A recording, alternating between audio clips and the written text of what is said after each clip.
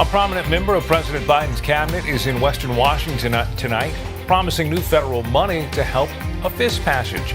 Transportation Secretary Pete Buttigieg just announced the new opening of a new federal grant program to fix culverts. Good evening. I'm Aaron Wright. I'm Monique Minglavin, and KIRO 7 political reporter Graham Johnson is live near Hobart right now. Graham, these culverts are a big problem. Yeah, they really are, because they block fish, and then when they fail, roads can wash out. There's one of them back here through the bushes. When you think of transportation money, you might not immediately think of salmon, but it is a big cost in this state. Now new federal money is on the way.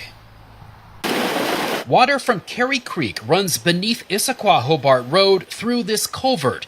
But the culvert is old and failing, and a barrier to salmon heading upstream. This is our backyard, and my elders tell me that before all of this development, these salmon-bearing streams were all full of salmon. After tribes sued the state of Washington over fish-blocking culverts, the courts ordered the state to fix 90% of blocked habitat by 2030, a project that will cost billions. Now, for the first time, the federal government has a specific grant program to help pay for this kind of work. And we come today, as we near the end of the season when the salmon are running, with enormous hope for the seasons ahead. Transportation Secretary Pete Buttigieg announced the opening of competitive grants for culvert replacement or removal. The program will cover $1 billion worth of projects over the next 5 years, funded by the bipartisan infrastructure law. How competitive do you think Washington will be for these grants? There are needs elsewhere in the country as well.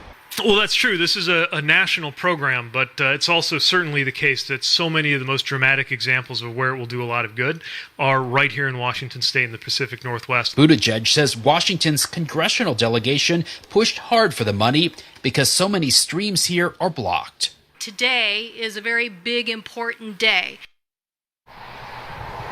The State Department of Transportation tells me they plan to correct about 400 fish barriers by 2030. Project expected to cost nearly $4 billion, and that doesn't count all of the county barriers that also will be competing for this federal money. Live near Hobart, Graham Johnson, KIRO 7 News.